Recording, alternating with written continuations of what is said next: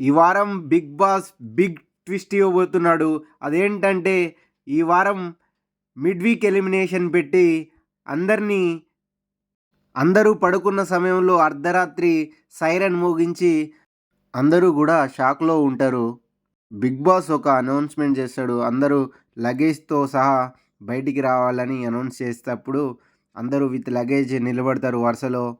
ఎవరైతే ఎలిమినేట్ అవ్వాలి అని మీరు అనుకుంటున్నారో మిడ్ వీక్ ఎలిమినేషన్ జరుగుతది. అందులో ఎవరైతే బయటికెళ్ళాలని మీరు అనుకుంటున్నారో అతన్ని మీరు నామినేట్ చేసి రీజన్స్ చెప్పండి అని బిగ్ బాస్ అనడం జరుగుతుంది.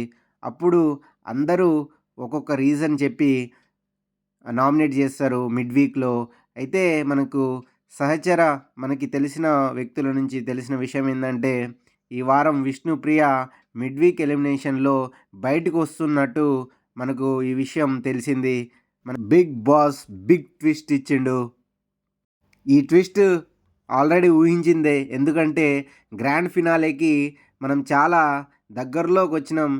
ఈ షో చివరి దశకు చేరుకుంది కాబట్టి ఏదో విధంగా ఎలిమినేట్ చేయడం తప్పదు.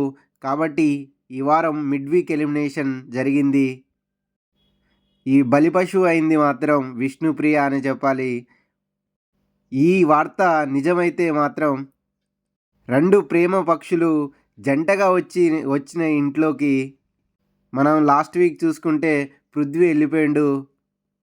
అతనికి తోడుగా ఈ వీకు నిన్ను కోరి అనుకుంటూ విష్ణుప్రియ కూడా తన గూటికి చేరుతుంది.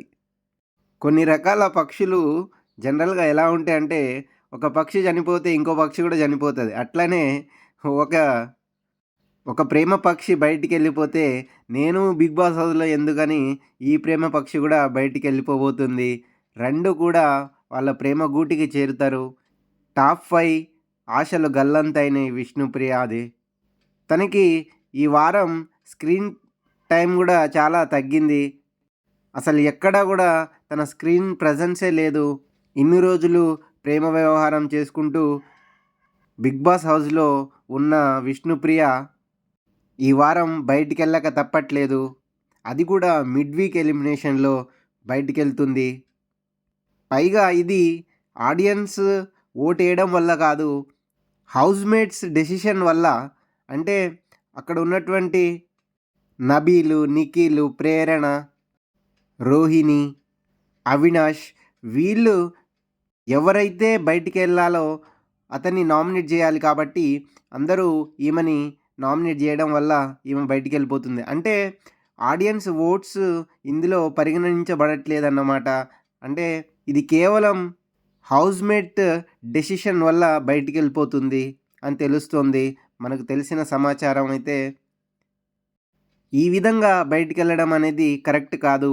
మనం చూసుకుంటే సెకండ్ వీక్‌లో కూడా శేఖర్ పాషా ఇలాగే ఎలిమినేట్ అవ్వడం జరిగింది. హౌస్‌మేట్స్ అందరూ ఆదిత్య అండ్ శేఖర్ భాషా ఫైనల్‌గా ఇద్దరు ఉన్నప్పుడు హౌస్‌మేట్స్‌ని మీరు ఎవరైతే ఉండాలనుకుంటున్నారో తన మెడలో పూలదండని వేయండి. వెళ్ళాలి అని మీరు అనుకుంటున్నారో అతన్ని పూలదండ వేయకండి అంటూ చెప్పినప్పుడు అందరూ కూడా శేఖర్ భాషాని బయటికి పంపియడం జరిగింది. అది కూడా హౌస్‌మేట్స్ డెసిషన్ వల్ల అతను బయటికెళ్ళిపోయిండు. అన్‌ఫెయిర్ ఎలిమినేషన్ అయినా సరే అతన్ని బయటికి పంపేసిర్రు. ఓట్స్ ప్రజలు ఓట్స్ అప్పుడు పరిగణనలో తీసుకోలేదు. కేవలం హౌస్‌మేట్ డెసిషన్ ద్వారానే అతను ఎలిమినేట్ అయ్యి బయటికెళ్ళిపోయిండు. అయితే అలా చేయడం అనేది కరెక్ట్ కాదు. ఎందుకంటే అతన్ని ప్రేమించి, అతన్ని ఇష్టపడి జనాలు ఓట్లేస్తుంటే దాన్ని పట్టించుకోకుండా వీళ్ళు బిగ్ బాస్ ఎవరైతే వెళ్ళాలని అనుకుంటాడో అతన్ని పంపిస్తాడు. ఎవరైతే ఉండాలని అనుకుంటాడో బిగ్ బాస్ వాళ్ళని ఉంచుతాడు.